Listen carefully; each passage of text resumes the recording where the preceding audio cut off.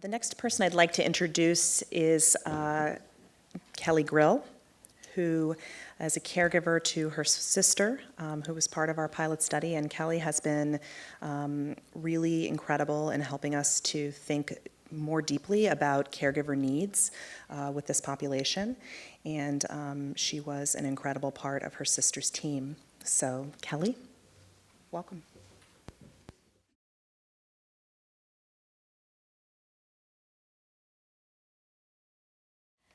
Good morning. I'm really honored to be here today, and I know my sister would be very happy that I was here today. So my sister Kara truly was the kindest, most loving, most wonderful person I knew. We were very fortunate as sisters to also be best friends. I know that's not always the case, but we certainly were quite fortunate to have that. We also had a very unusual relationship. I'm quite serious when I say that we never fought, not once. She was my biggest cheerleader, my biggest fan. She was the person in my life that saw the best in me and wanted the best for me, and I felt the same way about her. She was 48 years old and was diagnosed with non-small cell lung cancer with an EGFR mutation, stage 4, and it had spread to her brain and her bones. Kara was also the most healthy person I knew, fit. She worked for the Boston Athletic Association. Her role was as registrar for the athletes with disabilities. She never smoked, never drank, quite boring for me. And so this was a shocking diagnosis for all of us. It came out of the blue, but I've come to learn that that was not so shocking, that the largest percentage of this kind of cancer is actually in women in their 40s, as you all know, without a history of smoking. And so the day that we heard, it happened to be on 9/11, ironically enough, but the day that we heard about this diagnosis, it wasn't the cancer or her diagnosis that was the first worry in my head. The first worry that I had was how she was going to handle it with her level of anxiety. And what was interesting about that was we never talked about it. We were that family who grew up with anxiety, depression, alcoholism, all sorts of things in our family, but never talked about it. We were fine. Everything was fine. And Kara, specifically, over the years, had called me, sometimes late at night, sometimes just on a regular sunny day, and would say, I need you to come over. I can't get up. I am feeling faint. She couldn't get off the bathroom floor. She was having trouble breathing. And she said, I think I'm just dehydrated. I think it's this. I think it's that. And then after a number of times of that happening, I said, I think this is a panic attack. And I think maybe you should talk to somebody. Oh, no. I just need to eat better and do all these sort of things. So when I heard about the diagnosis, I said, that was my first thought, was, how is she going to manage this with the level of anxiety that she has on a regular basis? Kara also had suffered a tragic loss 10 years prior. Her husband took his own life when her daughters were 2 and 4. And that also was a time where we as a family rallied around, but she showed her tremendous strength. At that time, even with her level of anxiety and with anyone's level of anxiety facing that, she put her girls first and said, I'm going to do whatever I need to do to take care of these girls. And that's exactly what happened when she received her cancer diagnosis. So on that day, I looked at her and I said, okay, I'm going to move in. And she said, good. And that was the end of the discussion. There wasn't any more discussion after that. It wasn't why I'm going to move in. It wasn't, how we're going to handle this. Good, and that was it. So we just happened upon, in what I know was certainly not an error of fate, but when we came to MGH for our second opinion, we had a doctor that we were seeing, and just by chance, that doctor wasn't available. And I so remember the person behind the desk coming, saying, I apologize, this doctor's not available, but I have to tell you that just by chance, Dr. Sequist is available, and she is the leading doctor in the world for your sister's particular kind of cancer.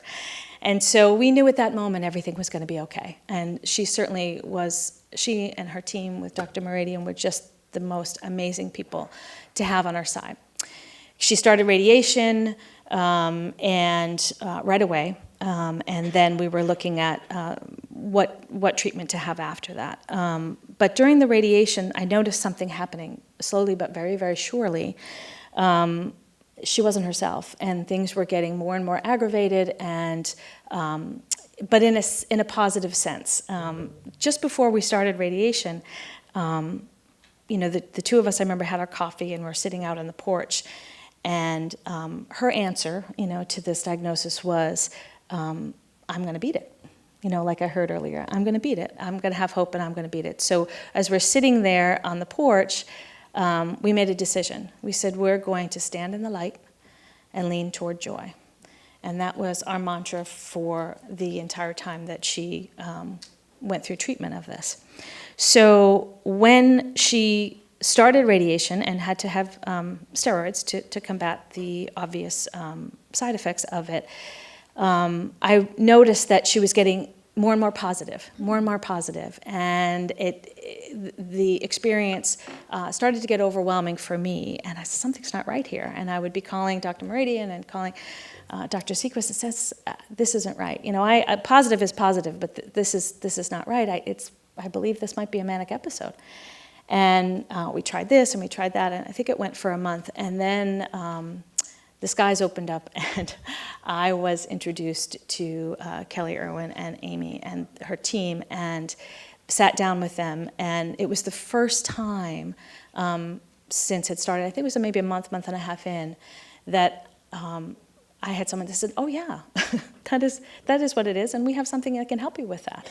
And I felt validated, and everything changed, and we were able to change the medication and manage her anxiety. So from that point, things got better. Things were manageable and got better. We went on a fat nib, and it was working for a little while. But one of the other major things with my sister's anxiety was her fear that the side effects of the treatment were going to be worse than the benefits. And as the caregiver and being there, I could see that there was many times when I felt very strongly that this isn't the medication. This, you're feeling nauseous, or you're feeling overwhelmed, or even, some of the other more standard, like, diarrhea or vomiting or things. This isn't the medication. I think this is something else. This feels like your anxiety. And that was the first fight we had. The very first one, where she said, no, you're not right. And I said, I think I am. And so we went in and again talked to Dr. Irwin and her team and said, oh, well, of course, that could be. So again, we were able to adjust it. Now, the other major issue for, I think, families with patients who have severe mental illness is supporting those families. I felt very alone in my amazing, wonderful, incredible family. Because we were the family that didn't talk about mental illness, there had to be another reason why all this was happening. So one of the best pieces to the trial that I would have loved to see more of were the times we could come in as a family and speak to Kelly and her team, and to get that validation, and to have some answers and some concrete tools of how do we deal with this, especially when it came to end of life. Because she never was able to accept it. And I came to accept that was her journey. She needed to do that for herself. She needed to be able to be positive right in the end. She was not going to leave her girls. She simply was not going to do it. And she could not face it with her mental illness. She simply couldn't. And that was okay, because that was what she needed to do for herself. But what I learned is that for her girls and for my family and for ourselves, that we needed to have a conversation about what the end of life was going to look like, and how we were going to honor her, how we were going to stand in the light for her and lean toward joy, all during that piece of this cancer treatment. Hindsight, of course, is 20/20, and you never know, when that day is going to come. But now, I actually just had a conversation with Kara's daughter. Kara passed away in June of 2017, about 18 months since the beginning of her diagnosis. And yesterday, I took her 16-year-old daughter, actually, down to get a tattoo. And we had to go to Connecticut because they don't allow that in Massachusetts. And my sister is furious with me right now because there is no way she would have let her have a tattoo. But what she decided to do, she wanted to have something that reminded her of her mother. And so she has it right here, right on her wrist. And it is actually a penny because of pennies from heaven. She believes that after her mother passed away, and I do too, that we saw lots of pennies. So this is her reminder of her mother. But as we were coming back from that wonderful experience, I asked her, so, tell me what would have been better for you, through this whole thing. We did the best we could. We tried to be as open and honest as we could, but clearly, we made some mistakes. What would have been better for you? And the one thing she said, I wish I was a part of it more. She said, I think Mom tried to protect me. She didn't want to hurt me. She didn't want me to know. She said, but MGH and all of those things, it seemed like a big, clean, white building that I wasn't allowed in. And I said, yeah, that's probably very true. I can understand why you feel that way.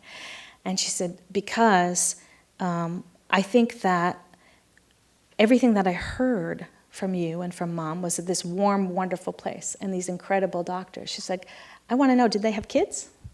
I want to know, did they like to sing or dance or paint, or, who were they, these people that took such good care of my mom? So that was a lesson for me. I am now have the honor of raising my sister's daughters. One thing I know that I can do, just like everyone in this team does, is be their biggest cheerleaders and their biggest fans, see the best in them and want the best for them. And what I want the best for them and their generation is, I know they have mental health issues. We'll be talking about it. Thank you.